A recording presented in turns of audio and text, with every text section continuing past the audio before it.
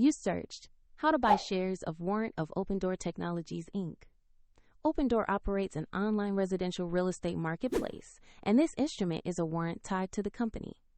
It trades on NASDAQ under the ticker OPENW, and this information is educational only, not financial advice. To proceed, you need a brokerage account. I'll use eToro here as an example to show the steps. After registering, you must verify your account, usually by uploading an identity document, and add funds before you can buy. Use the platform search bar and type the ticker OPENW, then review the search results carefully to locate the correct warrant listing. Confirm the name and ticker to avoid selecting a different instrument. On the asset page, you will see basic company information and a price chart that tracks the warrant's market price. Double-check that the listing matches Opendoor Technologies and the OPENW ticker before moving to buy.